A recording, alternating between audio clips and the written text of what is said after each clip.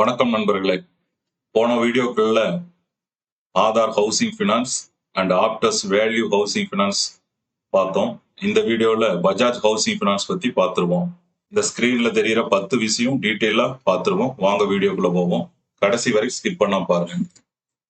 Market gap 63,153 கோடி, face value 10 ரூபா, dividend yield 0%, 52 week high 137, 52 week ஹையிலிருந்து 44% டவுன்ல ட்ரேட் ஆயிட்டு இருக்கு. 52 வீக் லோ 75, 52 வீக் லோல இருந்து 2% அதிகமா ட்ரேட் ஆயிட்டு இருக்குது. Annual volatility 87%, daily volatility 5%, earning yield 4%.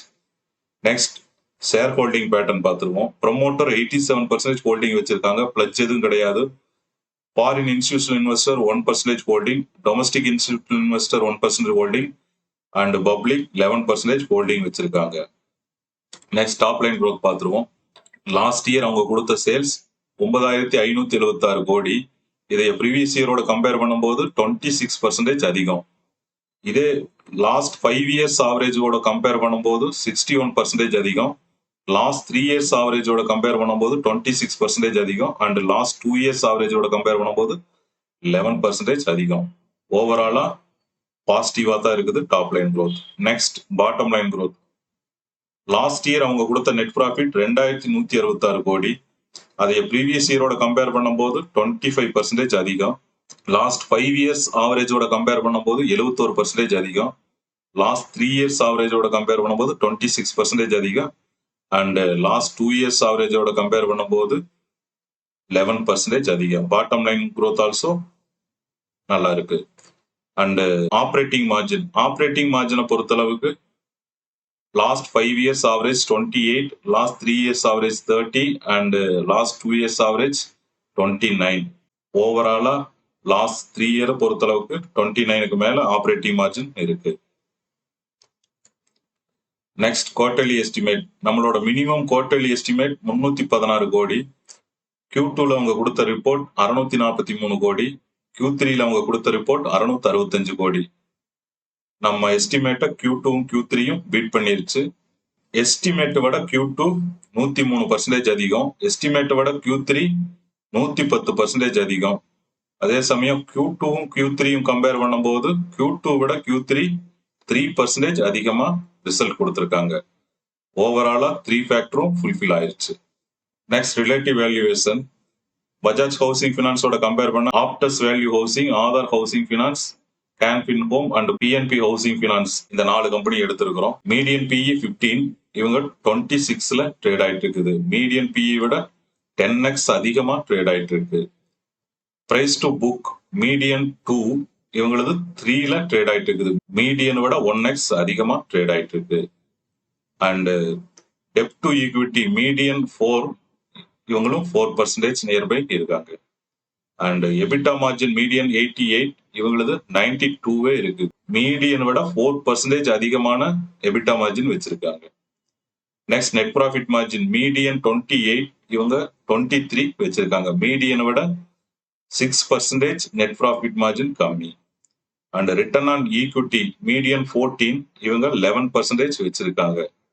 மீடியனை விட 3% கம்மியான return on equity. Return on capital employed median 46, இவங்க 44 வச்சிருக்காங்க. மீடியனை விட 2% கம்மியான return on capital employed. Dividend yield median 1%, இவங்க டிவிடெண்ட் எதுவும் கொடுக்கறது இல்லை. நெக்ஸ்ட் ஆப்ரேட்டிங் மார்ஜின் மீடியன் 37%, இவங்களது 29% இருக்கு. மீடியனை விட 7% கம்மியான ஆப்ரேட்டிங் மார்ஜின் இருக்கு. And current ratio median 1.32, இவங்களது 1.24 nearby இருக்கு. டெப்ட் டு அசெட் மீடியன் 76, இவங்களது 81 இருக்கு. மீடியனை விட 4% டெப்ட் டு அதிகமா காட்டுது. Next return on asset median 3%, இவங்களது 2% இருக்கு. மீடியன் விட 1% ரிட்டர்ன் ஆன் அசெட் கம்மி. Price to sales median 5x, இவங்களது 6xல ட்ரேட் ஆயிட்டு இருக்குது. மீடியனை விட 1x அதிகமா ட்ரேட் ஆகுது. அண்ட் EPS growth மீடியன் 73, இவங்க 94 இருக்கு. மீடியனை விட 21% அதிகமான EPS growth இருக்கு. And earning growth rate median 41, இவங்களுக்கு 53 இருக்கு. மீடியனை விட 11% அதிகமான ஏர்னிங் growth ரேட் காட்டுது. நெக்ஸ்ட் டெக்னிக்கல் அனாலிசிஸ் பார்த்துருவோம். ஹை 188 ஐபிஓ லிஸ்ட் ஆன அன்னைக்கு வந்த ஹை, இந்த லோ 75 இப்ப ரீசெண்டா வந்த லோ. ஐபிஓ லிஸ்ட் ஆனதுல இருந்து பிரைஸ் ஆக்ஷன் பிரகாரம் லோயர் லோ பண்ணிட்டு தான் வந்துட்டு இருக்கு. ஹையில இருந்து லோ வரைக்கும் பிக்ஸ்டு வால்யூம் ப்ரொஃபைல் போட்டு பார்த்துருவோம்.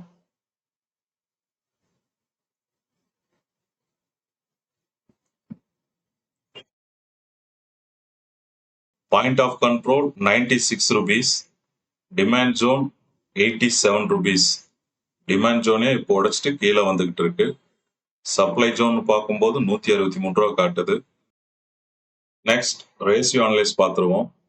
EBITDA margin 92%, net profit margin 23%, return on equity 11%, return on capital employed 44%, டெப்ட் to equity 4.1, current ratio 1.24, interest covering ratio 1.46, debt to asset 81%, return on asset 2%, price to sale 6x, price to book 3x, enterprise value to EBITDA 16x, PEG ratio 0.7. ஓவராலா ratio analyse பொறுத்தளவுக்கு out of 10 ஸ்கோருக்கு 5 score வாங்கியிருக்கு. இதுல profitability ratio பரவாயில்ல, and financial health ratio பொறுத்தளவுக்கு poor, valuation ratio பொறுத்தளவுக்கு 50-50. ஓவராலா 5 score வாங்கியிருக்கு. Next last 2 years price history பார்த்துருவோம். High 182, low 76. இதனோட ஆவரேஜ் 129. இந்த ஆவரேஜ் பிரைஸ்க்கும் கரண்ட் மார்க்கெட் பிரைஸ்க்கும் கம்பேர் பண்ணும்போது ஆவரேஜ் பிரைஸ் விட கரண்ட் மார்க்கெட் பிரைஸ் 41% கம்மியா ட்ரேட் ஆயிட்டு இருக்கு. நெக்ஸ்ட் ஐவி அண்ட் ஐஎம்பி பார்த்துருவோம். Intrinsic value minus, implied market price 72 ரூபாய். ஸோ ஐவியை நாம் எடுத்துக்க போறதில்ல. இம்ப்ளைடு மார்க்கெட் பிரைஸ் 72 ரூபாயிலிருந்து மார்ஜின் ஆஃப் சேஃப்டி 9% கழிக்க நம்மளுக்கு கிடைக்கக்கூடிய பையிங் பிரைஸ் 66. பையிங் பிரைஸ்ல இருந்து கரண்ட் மார்க்கெட் பிரைஸ் கம்பேர் பண்ணும்போது பையிங் பிரைஸ் விட கரண்ட் மார்க்கெட் பிரைஸ் 17% அதிகமா ட்ரேட் ஆயிட்டு இருக்குது. அதனால இங்க கேட்டகரைஸ் ஆனது பையிங் ஜோன் கேட்டகரைஸ் ஆயிருக்கு. அதே ஆவரேஜ் ஐவிக்கும் ஆவரேஜ் பிரைஸுக்கும் கம்பேர் பண்ணும்போது நம்மளுக்கு கிடைக்கக்கூடிய அட்ஜஸ்டட் ஐவி 100 ரூபாய். அட்ஜஸ்டட் ஐவி கூட கரண்ட் மார்க்கெட் பிரைஸ் கம்பேர் பண்ணும்போது அட்ஜஸ்டட் ஐவி விட கரண்ட் மார்க்கெட் பிரைஸ் -24% ட்ரேட் ஆகுது. நெக்ஸ்ட் இபிஎஸ் growth பார்த்துருவோம். Average 5 years EPS 1.53, current EPS 2.97. Average EPS விட கரண்ட் இபிஎஸ் 94% அதிகம். நெக்ஸ்ட் பிஇ growth பார்த்துருவோம். Last 2 years average 47.06, current PE 25.77. Average பிஇக்கும் current பிஇக்கும் compare பண்ணும்போது ஆவரேஜ் பிஇ விட கரண்ட் பிஇ 45% கம்மியா ட்ரேட் ஆயிட்டு இருக்கு. அதே இண்டஸ்ட்ரி பிஇயோட கம்பேர் பண்ணும்போது industry PE 12.4, current PE 25.77. Industry PE விட கரண்ட் பிஇ 108% அதிகமா ட்ரேட் ஆயிட்டு இருக்கு. Next earning growth rate. EPS growth 94%, income growth 11%. அதனால நம்மளுக்கு கிடைக்கக்கூடிய ஏர்னிங் growth ரேட் 53% கிடைக்குது. Okay, thank you. உங்களுக்கு ஏதாவது சந்தேகம் இருந்தால் கமெண்ட்ல தெரிவிங்க, நான் ரிப்ளை பண்றேன். உங்களுக்கு இந்த வீடியோ பிடிச்சிருந்தா லைக் பண்ணுங்க, ஷேர் பண்ணுங்க அண்ட் சப்ஸ்கிரைப் பண்ணுங்க. ஒன்ஸ் அகைன் தேங்க்யூ நண்பர்களே.